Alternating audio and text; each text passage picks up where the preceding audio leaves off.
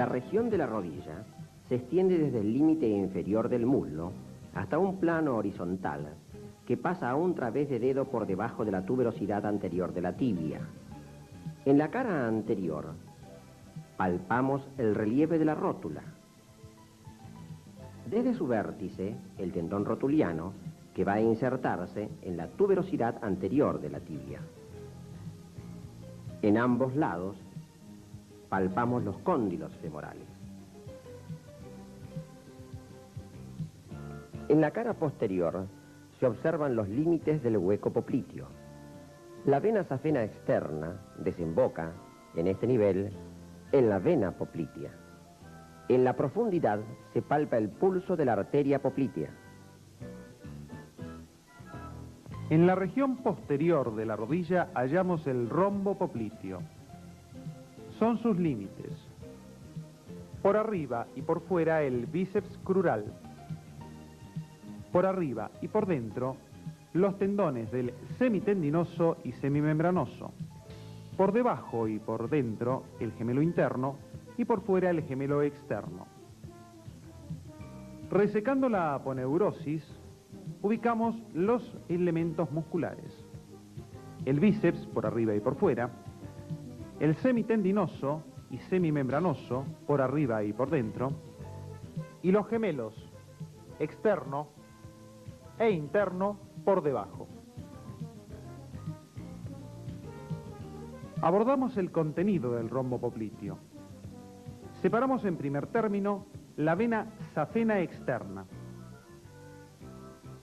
Hallamos el ciático popliteo interno y externo,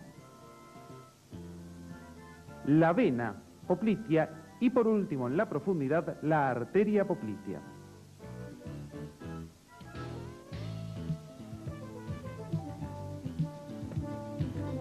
Seguimos el trayecto del nervio ciático popliteo externo, apreciamos su anastomosis con las ramas del ciático popliteo interno,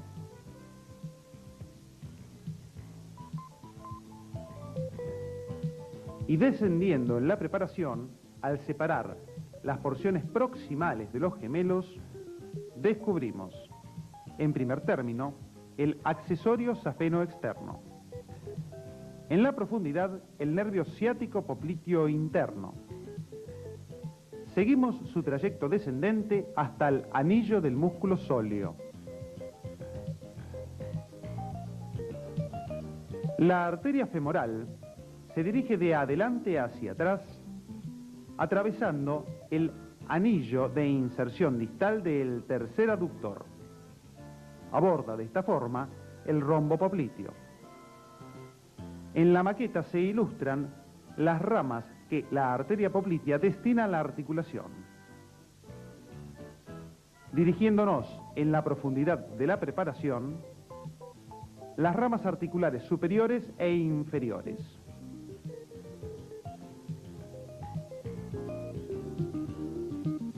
El ciático popliteo externo, en su trayecto oblicuo descendente, se dirige en busca de la cabeza del peroné. La anestesia del ciático popliteo externo se realiza a la altura del cuello del peroné, donde el nervio pasa desde la región posterior hacia la región externa. En la disección de la región poplitea incidimos la piel que luego separamos. Sobre la aponeurosis superficial seccionamos y reclinamos la vena safena externa.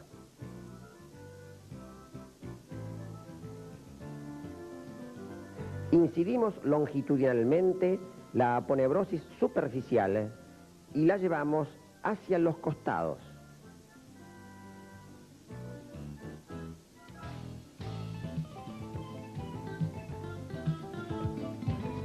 Tomamos el nervio ciático popliteo externo. Lo disecamos separándolo de las aponeurosis musculares que lo cubren.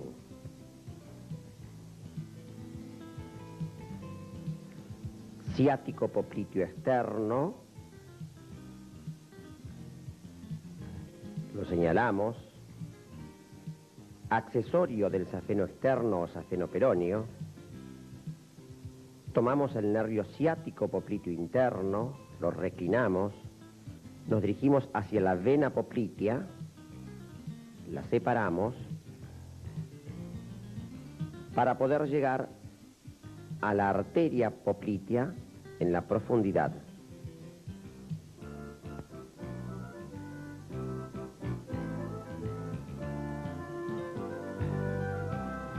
Abordamos el plano articular de la rodilla en su vista anterior, la inserción distal del cuádriceps en la rótula, lateralmente el alerón y distalmente el tendón rotuliano hasta la tuberosidad anterior de la tibia. Al descender estos elementos, hallamos la superficie articular de la extremidad inferior del fémur y realizando un movimiento de flexión, ambos meniscos en su vista anterior y el ligamento cruzado anterior. Dirigiéndonos a la vista lateral interna, la inserción distal del tercer aductor, por detrás la inserción proximal del gemelo interno y la inserción distal del semimembranoso.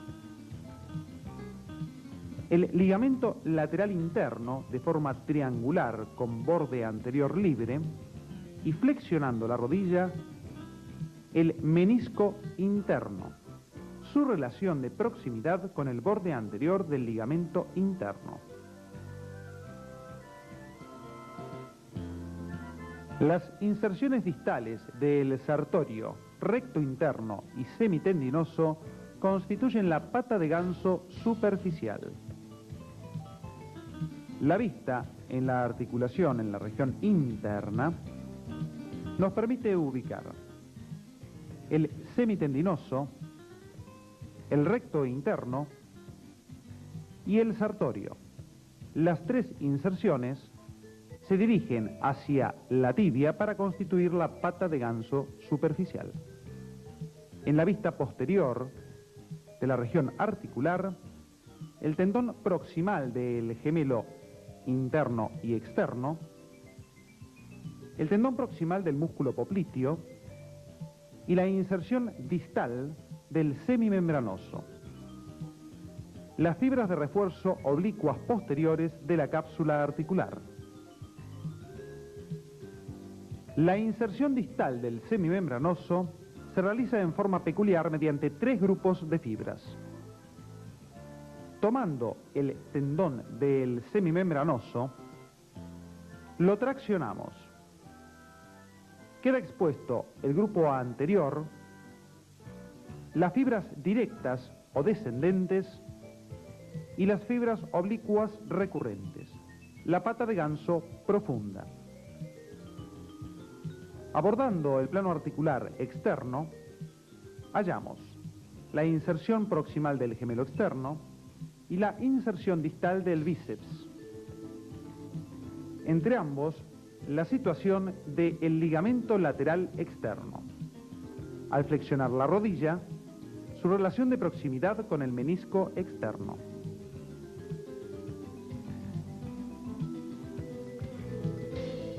La vista posterior articular nos permite descubrir la articulación tibio-peronea superior. Al abrirla, ambas carillas articulares.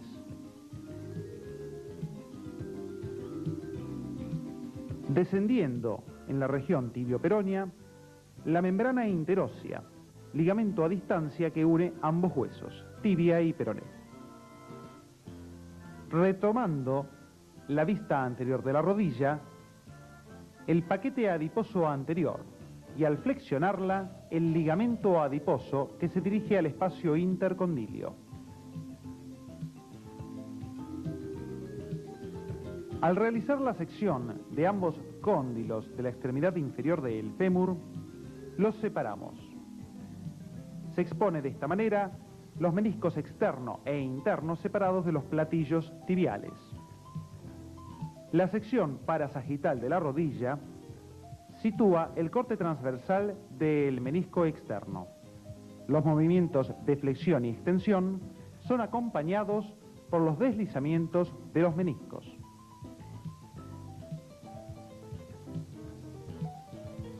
En la profundidad de la articulación, en el espacio intercondilio, ubicamos el ligamento cruzado anterior. Al descruzar la situación de los ligamentos, descubrimos al ligamento cruzado posterior. El espacio libre entre ambos. Mediante una artroscopía nos introducimos en una rodilla derecha humana normal. La flecha indica el sector interno. Apreciamos el platillo tibial y el menisco interno, el cóndilo interno. Nos dirigimos al sector parameniscal interno, las fibras de refuerzo de la cápsula articular. Descendemos y continuamos el viaje hasta el ligamento cruzado. Atravesamos este sector y ubicamos el cóndilo externo. Por debajo de él, el platillo tibial y en el fondo el borde libre del menisco externo.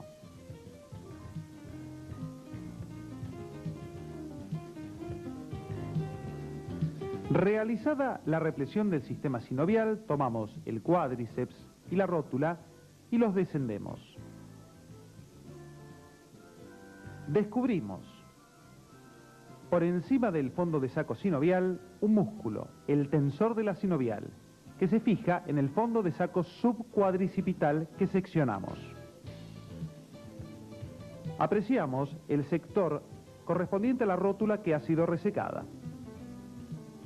Descendiendo en la rodilla, la situación del ligamento adiposo que se introduce profundamente en el plano intracapsular. Dirigiéndonos a su vista lateral, la situación del paramenisco, fibras de refuerzo externas. Separándolo, la repleción sinovial del compartimento inframeniscal.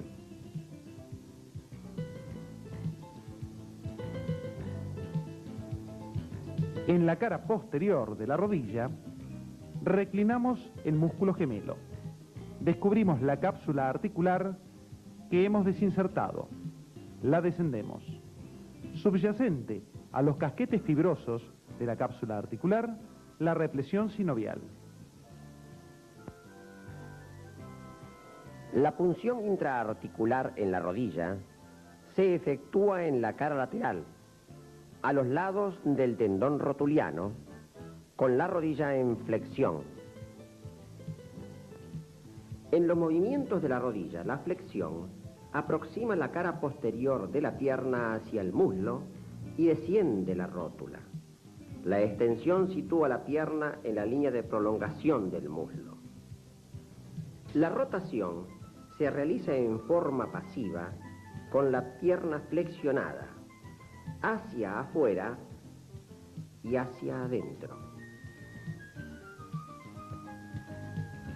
La separación de los cóndilos internos femorales con la inversión del ángulo que forma el muslo con la pierna hacia adentro se denomina varo.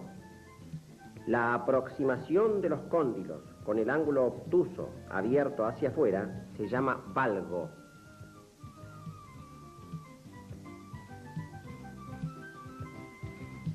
La incidencia radiológica anterior de la rodilla con la extremidad inferior del fémur, la imagen superpuesta de la rótula, la extremidad superior de la tibia y la cabeza del peroné.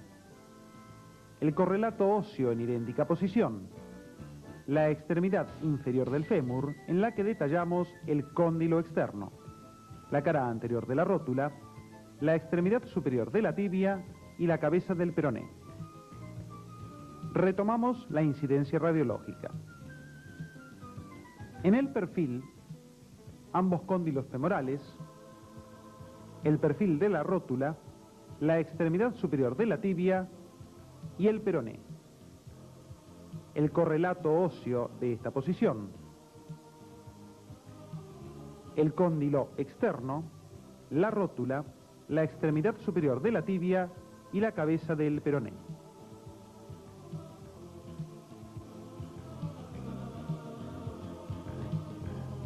El corte frontal de la epífisis distal del fémur detalla la ubicación y ultraestructura del sistema trabecular.